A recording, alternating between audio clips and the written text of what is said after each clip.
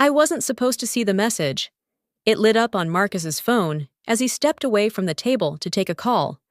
The screen flashed briefly under the soft amber lights of the rooftop restaurant. I hadn't meant to look, honestly.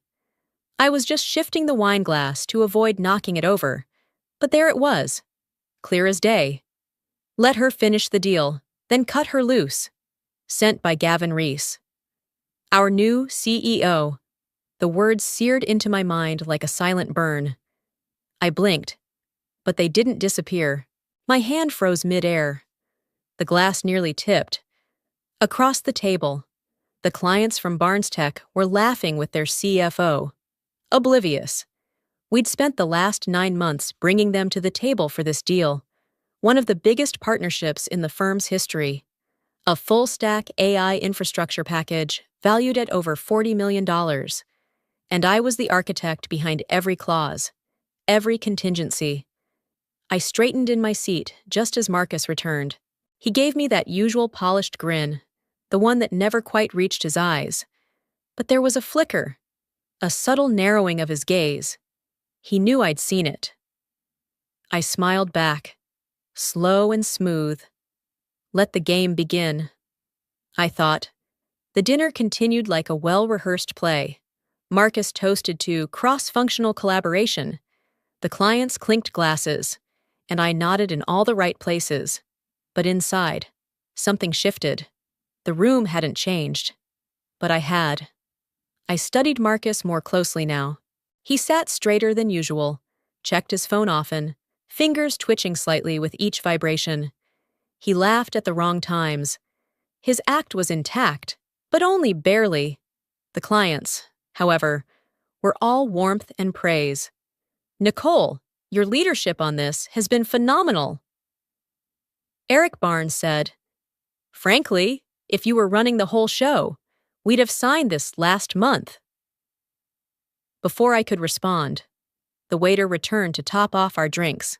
He looked at me, then turned to Eric and said, a bit too cheerfully, "Always a pleasure serving the CEO and her team." I caught Marcus's expression just as the words landed. His knuckles went white around the stem of his glass. He didn't say a word, but that single instant, his tightening grip, his clenched jaw, told me everything. They weren't just planning to cut me loose. They were waiting for me to hand them the signed contract first. Suddenly, the laughter around me felt distant, like echoes down a hallway I no longer belonged in. The warmth of the lights, the scent of seared scallops and aged Merlot, all of it blurred under the weight of what I now knew. I smiled again, but this time not for the clients. It was for me. Something had cracked, not in me, around me, and I was already planning what to do with that crack. The wine from dinner still lingered on my tongue, but the sweetness was gone by the time I returned to my apartment that night. The city lights outside my window looked different, colder, more distant. I slipped out of my blazer, letting it fall across the back of the chair, and stared at the glowing skyline I used to find so inspiring. And just like that, the memories started flooding in. Not one, not two, but 3 promotions I should have gotten. The first was 3 years ago. Our firm had just landed the Lockwell contract, a $10 million deal I'd negotiated almost single-handedly while my supervisor was on paternity leave. I still remember the congratulatory email from the executive team. "Amazing work. Nicole, you've outdone yourself." And yet, when the internal promotion list came out that quarter, it was Marcus who got the title bump. Marcus, who had only joined 6 months earlier. Marcus, who hadn't even been in the building when I flew out to pitch Lockwell face-to-face. I swallowed the insult and kept working. The second time, I was told I was too valuable in my current role to promote. It was during the Xenotech project, another major deal I'd built from scratch. HR called it a strategic necessity to leave me where I was. Marcus called it a temporary hold. The third was just 6 months ago.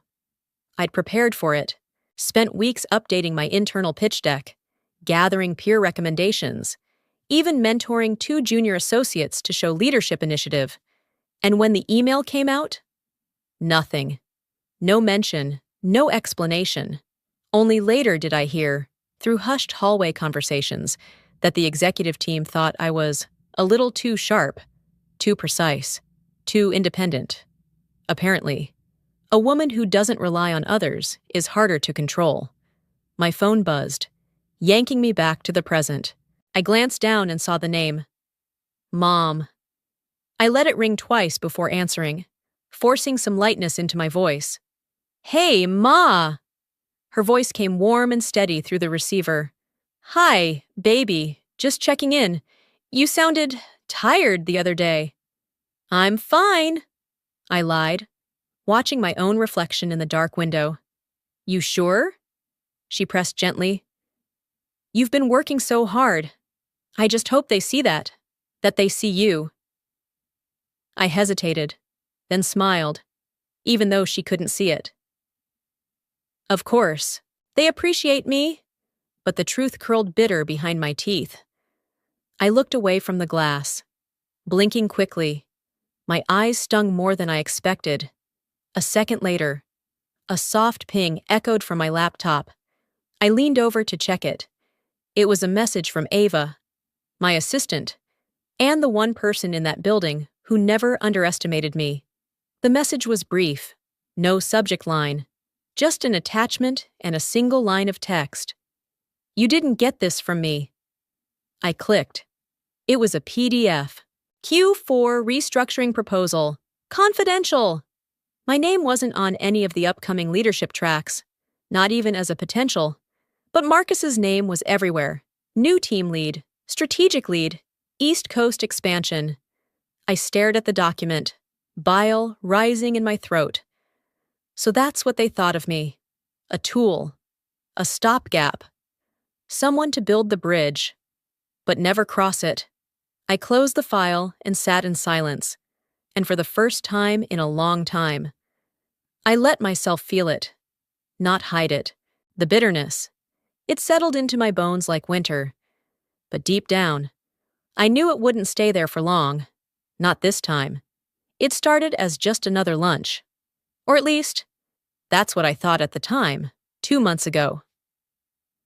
Eric Barnes, COO of Barnes Tech, and our biggest client prospect, asked if I had time to meet off the record. It wasn't unusual. Eric preferred talking shop outside formal settings. I figured it'd be the usual back and forth about delivery timelines or tech specs. We met at an understated cafe on East 44th, the kind of place with white brick walls and reclaimed wood tables, where the cutlery clinks softly and the waitstaff already knows your name. Eric arrived 5 minutes early. As always, button-down sleeves rolled to his elbows. No jacket, no tie, just casual enough to lower your guard, but never sloppy.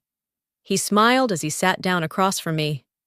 Appreciate you making the time. Always, I said. Anything to keep this deal moving. But the moment our drinks arrived, I noticed something odd. He wasn't checking his phone, wasn't reviewing documents, just sipping his espresso and watching me, like he was studying something unspoken. Then he leaned in. Nicole, he said quietly, can I ask you something personal? I blinked. Sure. Why are you still there? I paused. Excuse me? He shrugged. I've seen your work. Your strategy decks are surgical. Your risk models? Elegant. Honestly, I've reviewed some of the deliverables your team sent. Marcus's name is on them. But the structure? That's not his thinking. It's yours. The bitterness from months of being overlooked stirred in my chest again. I kept my voice even. That's how the team works. Shared credit. Eric didn't flinch. You're better than shared credit. I didn't know what to say. Part of me felt flattered. The other part? Suspicious. He swirled his cup and added, Look, I'm not trying to meddle in your career, but if you ever get tired of being underestimated, if you ever build something of your own, he paused, eyes locking onto mine. We'd fund it, The words hung between us. Direct, unpolished, sincere. I gave a small laugh to break the tension. That's a generous hypothetical. I don't do hypotheticals, he said. Especially not when I've already turned down deals from people less capable than you. That caught me. What do you mean? He leaned back in his chair. We declined a deal led by Marcus last year, pitched hard, looked shiny on the surface, but when we dug deeper, conflicts of interest, vague performance guarantees, messy supplier relationships, sloppy. And when we asked for clarity, he raised an eyebrow. All we got was deflection. My stomach turned. That deal had been painted internally as a near miss. No one ever told me Barnes Tech walked away because of Marcus. Or why? Eric continued. Gentler now. I'm saying this because I believe in people who build things right. You do, and that's rare. The waiter came by. Neither of us had touched our food. I forced a smile, trying to play it cool, but my mind was buzzing.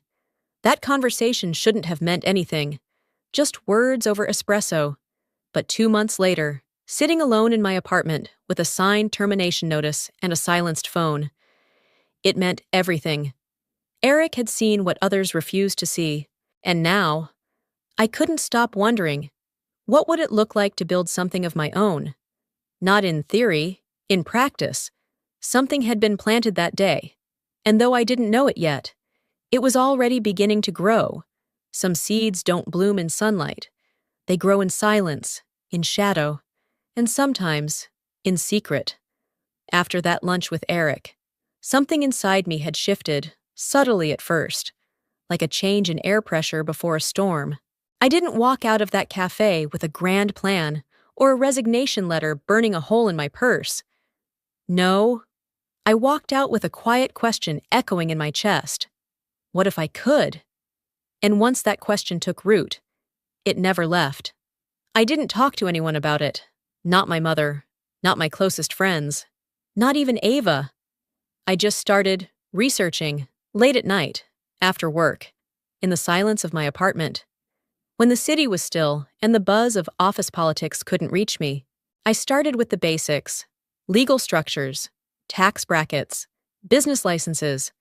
I combed through regulatory articles like bedtime stories, highlighting what I didn't yet understand.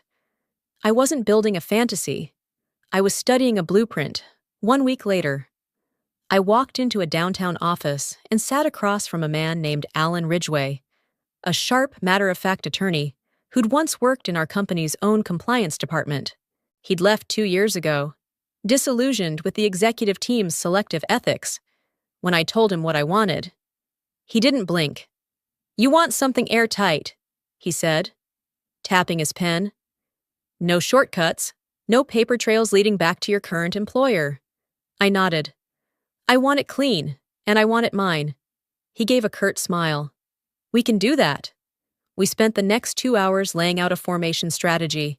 Alan filed the LLC under a discrete holding name, Rivers and Rowe, drawn from my middle name and my grandmother's maiden name.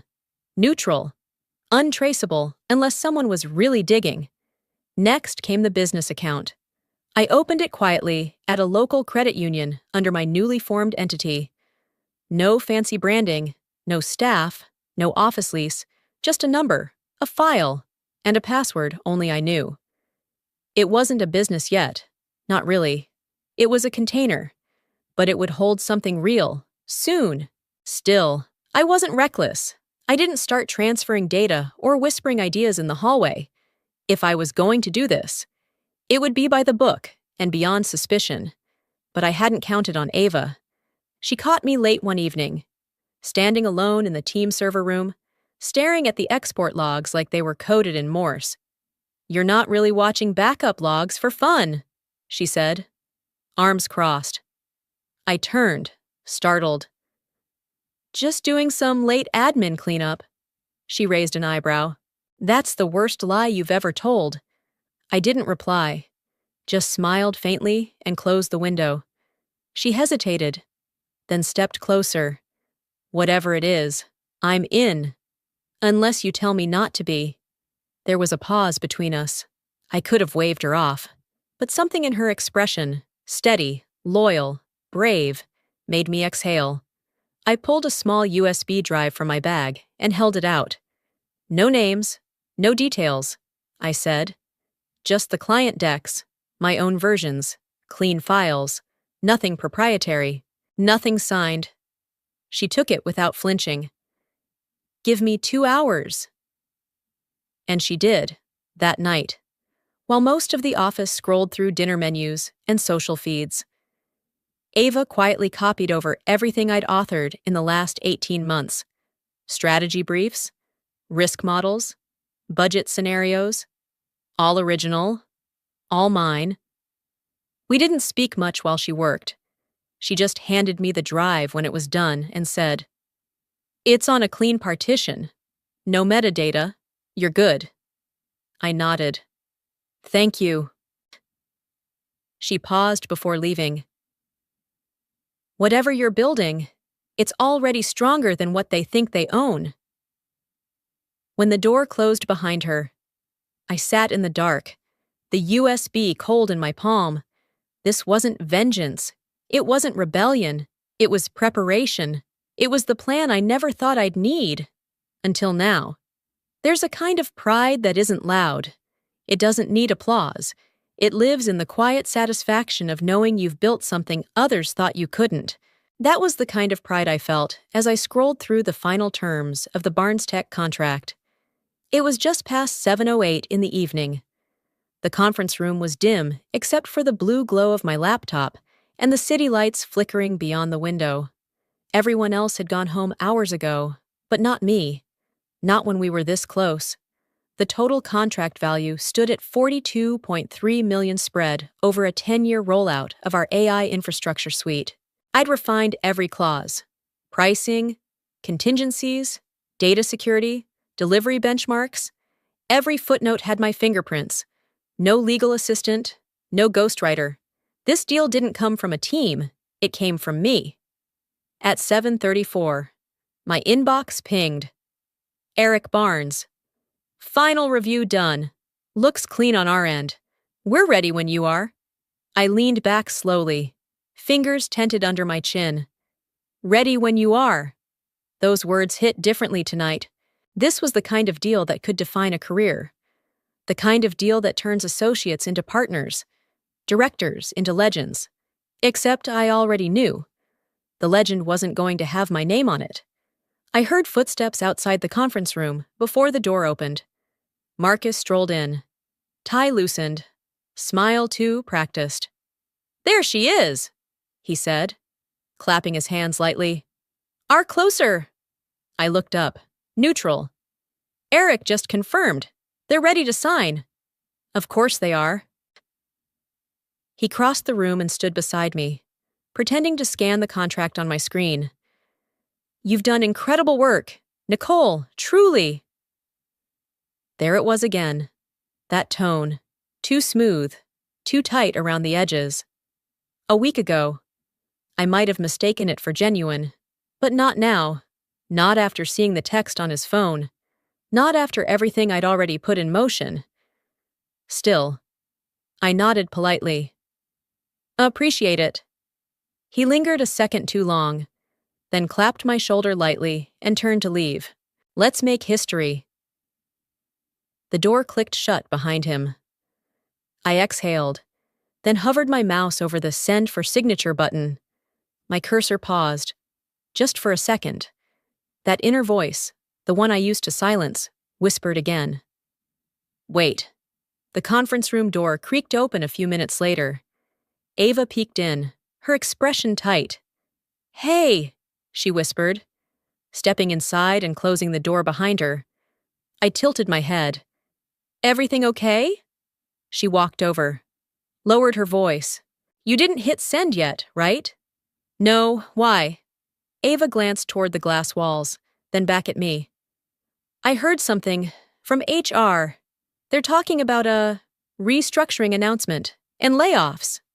I frowned. That's not unusual during Q4. "Nicole," she said, firmer now, I also heard your name. My stomach dropped, but I kept my face still. Are you sure? Not 100%, but I trust the source. I turned back to my laptop screen. The contract stared back at me, still unsent. They said wait until next week to make anything official. Ava added, so if they're planning something, she didn't have to finish. I understood. If I sent the contract tonight, they'd have their crown jewel and no reason to keep me. I closed the document and powered down my laptop. Thanks, Ava, I said quietly. Let's hold for now. She nodded and slipped out of the room. I stood there in the half-light, arms crossed, pride radiating from somewhere deeper than any promotion could reach, because for the first time, I didn't need their title. I had the leverage, I had the client, and they had no idea what I was about to do with both. The morning started like any other, until it didn't. At 8:01 in the morning, I stepped into the office lobby, holding the same stainless steel coffee tumbler I'd carried every day for the last 3 years. Security nodded at me like always. The same elevator, the same mechanical chime. Nothing was different, yet everything was about to be. The air in the hallway outside my office felt strangely still. As I approached my desk, I noticed something odd. The door to the conference room was ajar. Inside, Marcus and 2 senior managers were huddled over something on his laptop. Their voices dropped as I passed. That's when I felt the first flicker of unease.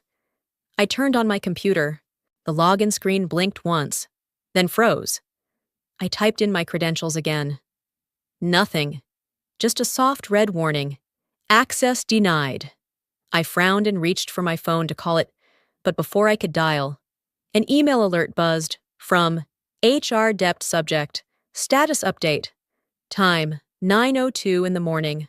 I clicked, and my world tilted.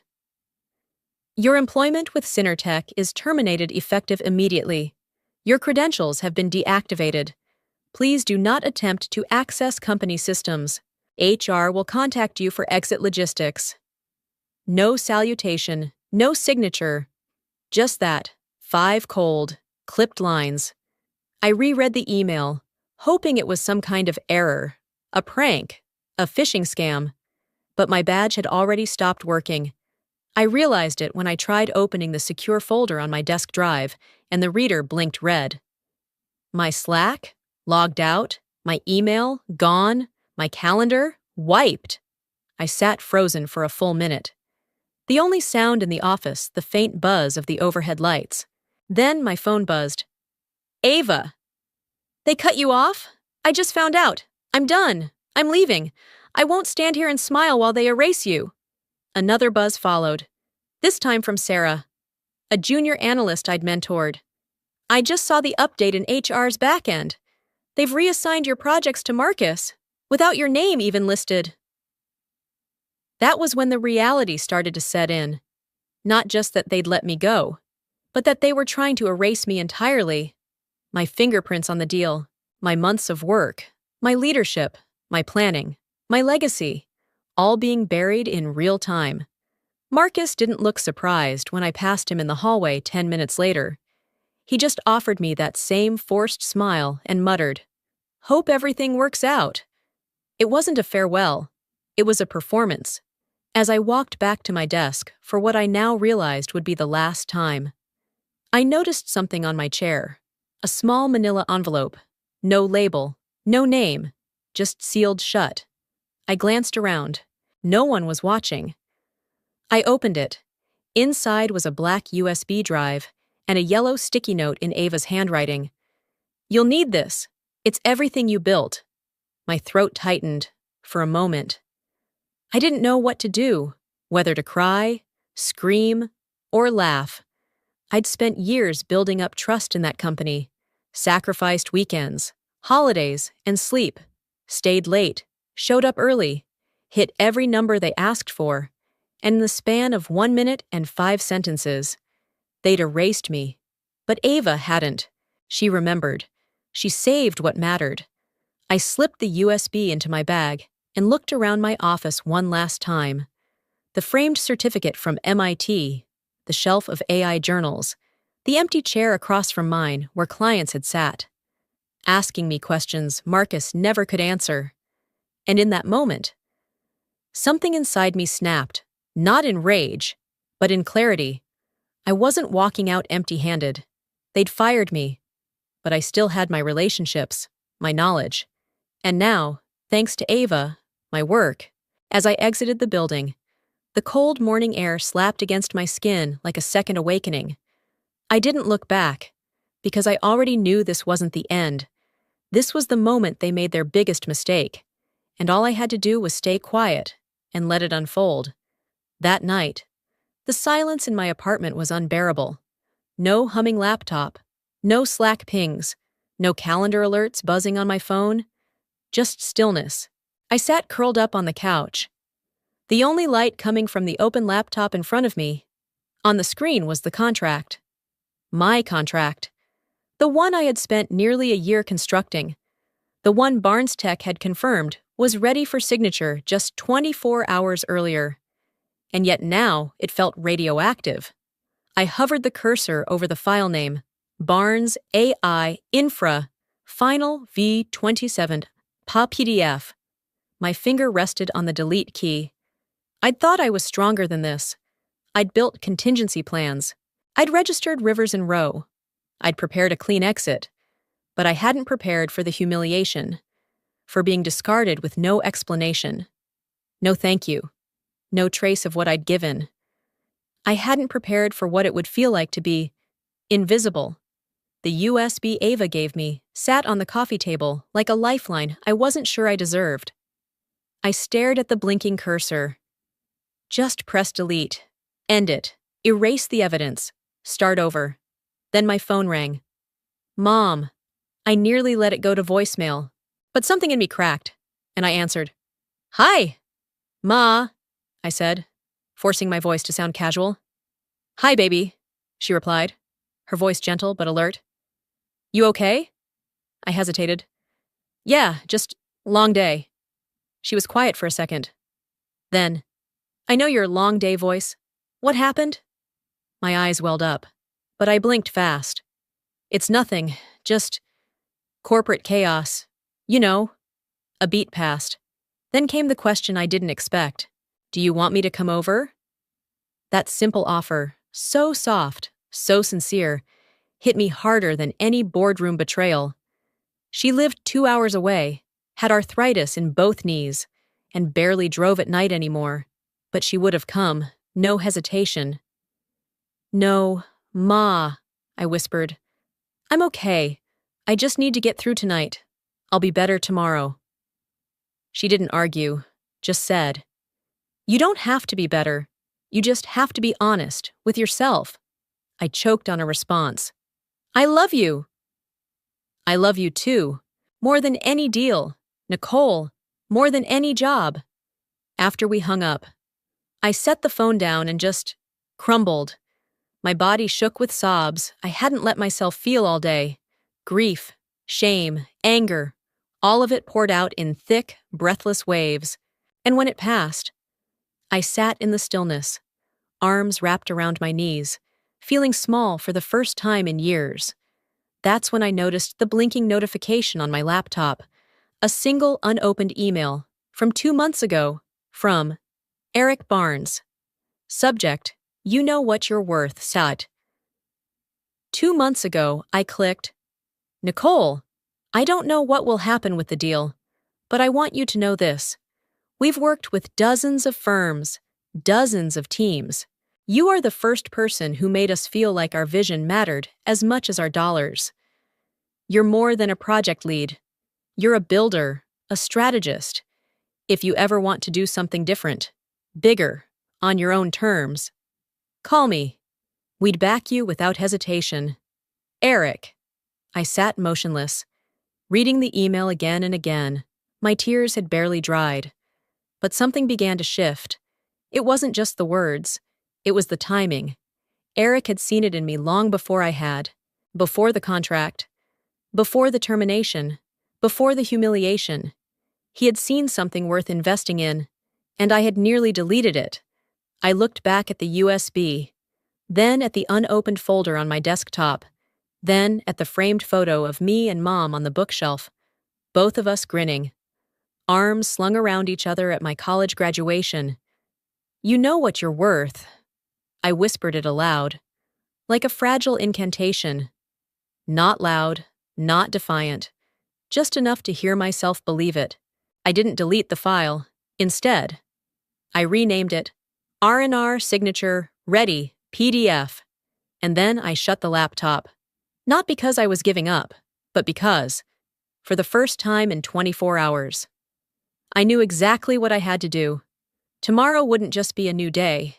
It would be the first day of mine. Resolve doesn't always roar. Sometimes, it's the silence after the storm, the clarity that comes when you stop asking for permission. The morning light streamed in through the blinds, slicing across the hardwood floors like a quiet spotlight. I hadn't slept much, but I didn't need to. Sleep is for healing. I wasn't healing anymore. I was moving. I sat at my kitchen table, hair pulled back, sweatshirt sleeves pushed to the elbow. In front of me was my laptop, a mug of black coffee, and the USB Ava had handed me like a torch.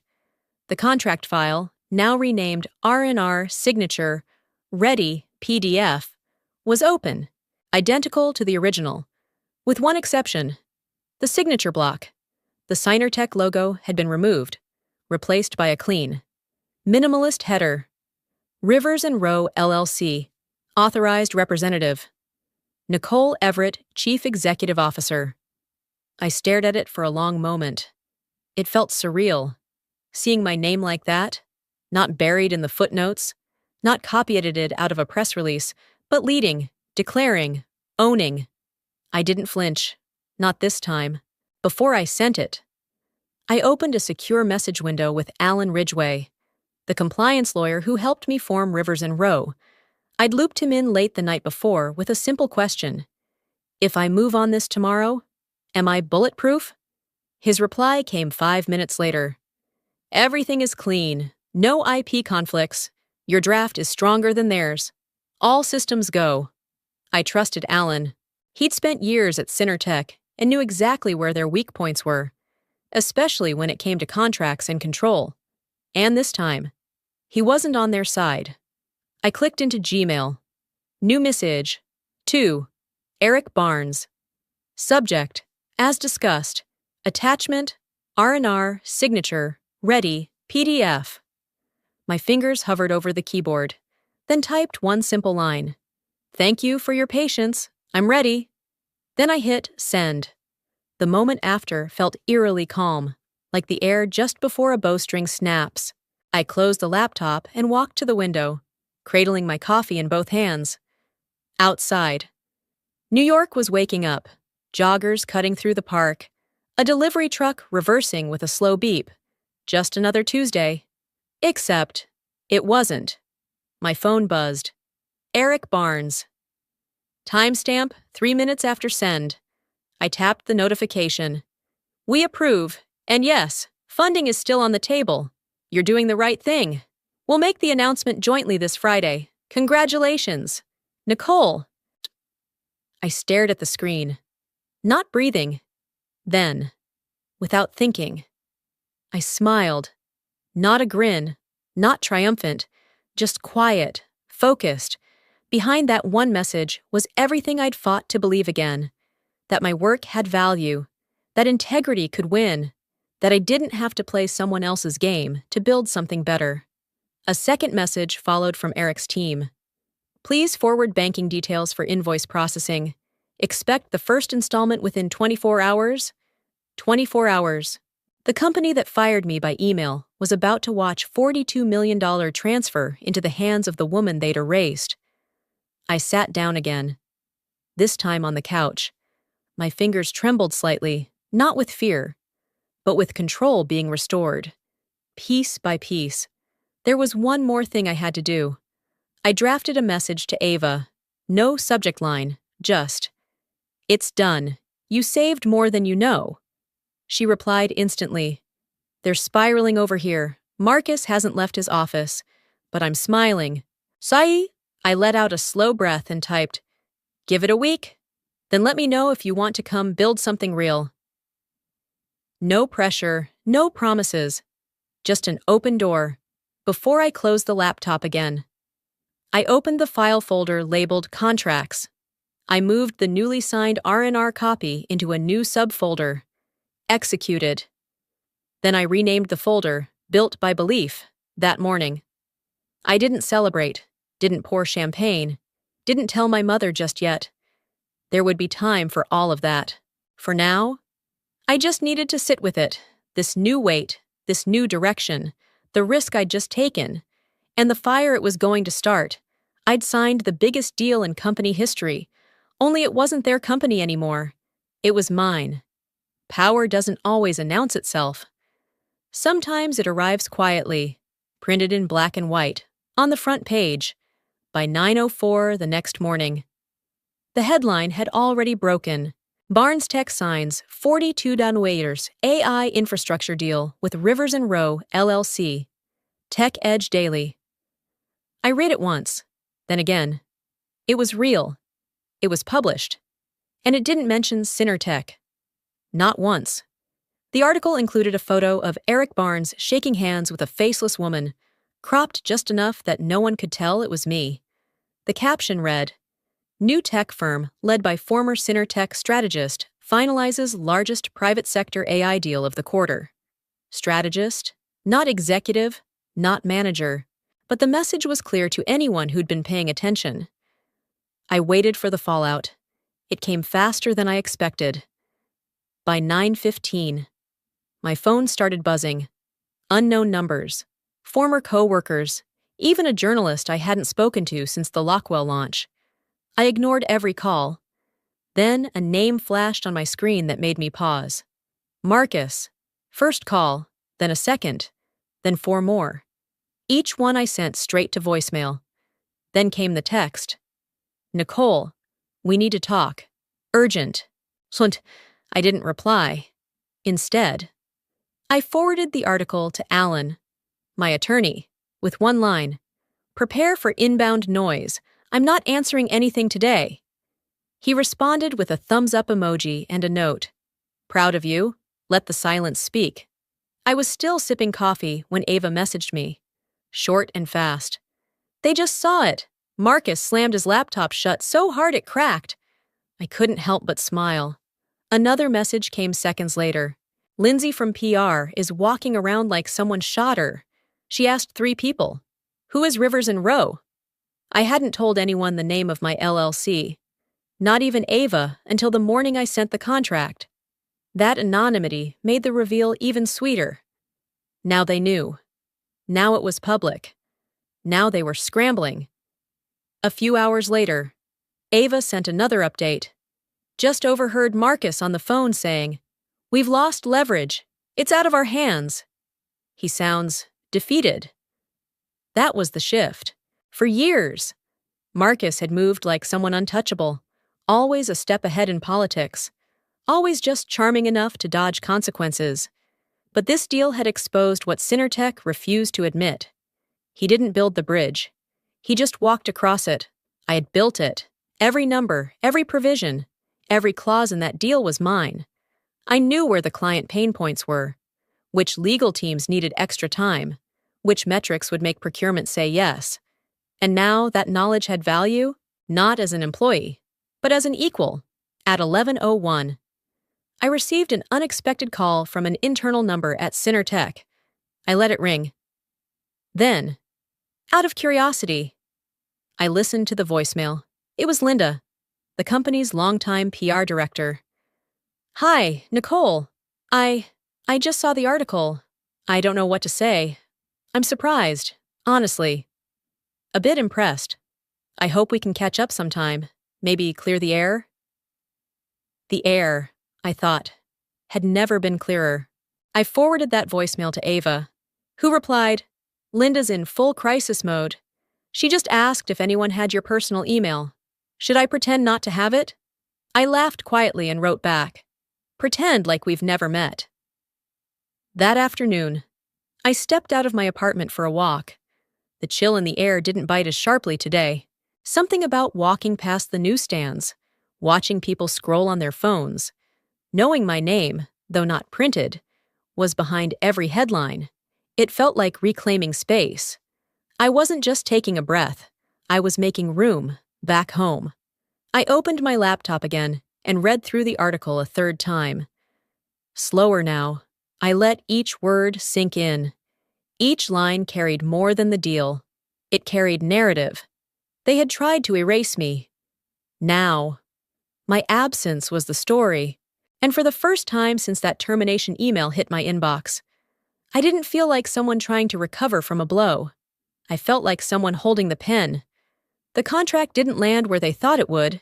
It landed exactly where it belonged. There's a kind of validation that doesn't need trophies or applause. It arrives quietly, in an inbox, with subject lines that make your breath catch. It started with one. At 8:09 the next morning, I got a message from Claire Hoskins, Director of Procurement at Veltonic Solutions. Claire and I had worked closely for 2 years. Through every minor contract renewal and major systems upgrade, we'd built more than a workflow. We'd built trust. Subject, checking in. Nicole, just saw the news. I don't know the full story, but I know this. We want to move our account over to Rivers and Rowe. The leadership here unanimously agreed. We weren't loyal to the brand. We were loyal to you. I stared at the message for a few seconds before I exhaled. Then came the next, Graham Lee, a CTO from a smaller health tech firm we'd onboarded just last quarter. Not surprised to see you behind the deal. We always knew the magic didn't come from Synertech. Let us know what it takes to transition under your new umbrella. We're in. 2 messages in 10 minutes. My inbox felt like it was pulsing. And then a third one landed. Elena Patel, head of systems at Cast Iron Logistics, a woman who once told me I was the only person in this entire sector who listens before talking. Nicole, we saw the Rivers and Rowe announcement. Let's skip the PR games. I always knew you were the reason we stayed through those budget cuts and reorgs. Let's set up a migration plan. No delay. P.S. I hope Ava's with you. That girl is sharp. I laughed at the last line and forwarded it to Ava, who replied immediately, Are we building a new client wall yet? Because this email deserves a frame. But the one that caught me most arrived just before lunch. Subject, Congratulations. From Daniel M. Chen, CEO, Barnes Tech. It was short, direct, the way Daniel always was. We're ready to deepen our partnership. When you're ready to talk about product development, we'd like to explore investment options. Let's set a meeting next week. I leaned back. Heart racing, not from fear, but from quiet awe. Daniel wasn't just renewing the contract, he was offering to invest in my next move. Not because of Rivers and Rowe's track record, there was none. Not because of Synertech's reputation, they'd been scrubbed from this equation. He wanted to invest in me, for years. I'd carried the weight of execution, while others collected the credit. I had stayed late, flown across time zones, translated jargon into clarity for boardrooms full of men who wouldn't remember my name until the numbers hit. I had watched Marcus smile through my success. But today, the names in my inbox remembered, and they chose. At 2:47 in the afternoon, I stood at my new co-working space's window, looking down at the street below. I hadn't decorated the space yet. No plaques, no logo on the glass. Just a desk, a screen, and a whiteboard filled with scribbled ideas. But I didn't need more to feel it. The shift, for so long. I'd measured my value by what others were willing to acknowledge. Promotions withheld, praise redirected. Ideas recycled and returned to me with someone else's name at the top. Now.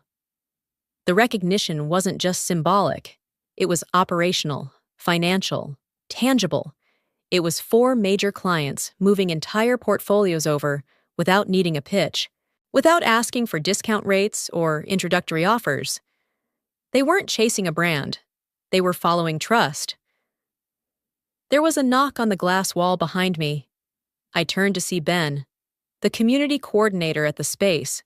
Delivery for Rivers and Row, he said, holding a modest white envelope and a small rectangular box. I opened it after he left. Inside the envelope, a handwritten card from Claire at Veltonics. We always knew who we were really working with. Here's to building something better. Inside the box, a sleek pen, engraved simply, "Lead, don't follow." I ran my thumb along the lettering, smiling. The irony wasn't lost on me. Synertech had refused to give me an executive title, despite years of leading without one, now, without them. I had a company, a contract, a growing client base, and more importantly, my name on every document. Validation didn't come with a trophy, it came with belief. And this time, it was finally mine. When you're right, you don't have to shout. You just have to show up with the facts, and let the silence do the rest. The letter arrived by courier at 8:37 in the morning. Heavy cardstock, Synertech letterhead. Legal department watermark, faint but unmistakable. Inside, this correspondence serves as formal notice of pending legal action regarding unauthorized client interference and breach of proprietary agreements. I didn't read the rest. I didn't need to. They were suing me. For what? For outmaneuvering them legally? For saving my own work? For refusing to sign a contract they never offered in the first place? I slid the letter across the table toward Alan Ridgway, who was sipping his second espresso across from me in our shared conference space downtown. His reading glasses slid down his nose as he scanned the document with a dry, unimpressed smirk. "They're really doing this?" I asked, almost laughing. Alan shrugged. "Of course they are. It's not about winning. It's about intimidation." I leaned back. "They want to make noise. They're losing control," he said, tapping the paper. "You took their biggest account, their best strategist, and 4 long-term clients, all legally. They're panicking." He flipped to the back page and let out a chuckle. "Look who signed this." I leaned forward. Matthew Ivers, Synertech's newly promoted in-house legal counsel. I'd met him once at a conference. Polished, sharp, young. Maybe too young. Alan laughed again and leaned back. "He was my intern, back when I still wore cheap suits and wrote actual contracts by hand." I raised an eyebrow. "You're serious?" "Dead serious. I taught him everything he knows. Unfortunately, not everything I know." He folded the letter and placed it back in the envelope. "I'll draft a reply today. You'll never see a courtroom." "Confident?" "Nicole," Alan said with a grin, "you were never even officially an employee. There's no non-compete, no intellectual property clause. They classified you as a contractor to avoid paying full benefits, remember?" I nodded. I remembered all too well. Every time I'd asked about full-time status. They told me it was pending or in review. They loved my flexibility, my ability to bill hours without getting paid time off. They'd kept me dangling for years, quietly useful, quietly disposable. But now, that technicality, one they thought would save them money, was going to bury their lawsuit. Alan continued. "We'll respond with a copy of your original onboarding email, your contractor terms, and your last tax document. It'll take 1 round of responses before they fold." He stood up, adjusting his blazer. "And just to be safe, I'll blind copy the Bar Association Ethics Committee on our response." I looked up, surprised. "You think it'll go that far?" Alan gave a half smile. "No, but it'll make Matthew sweat." Later that afternoon, I received an email with Alan's drafted response. It was clinical, bulletproof, and scathing in all the right ways. He closed with a line I hadn't expected, but instantly loved. "My client will not be intimidated by a company that refused to recognize her value, on paper or otherwise." I read that line 3 times, then once more, just to let it sink in. There was no need for revenge, no fire, no fury, just facts and dignity. I forwarded the email to Ava with the note. "They poked the wrong lawyer." She replied instantly, "They poked the wrong woman." That night, I slept better than I had in weeks, not because they backed down, but because I never had to yell to be heard.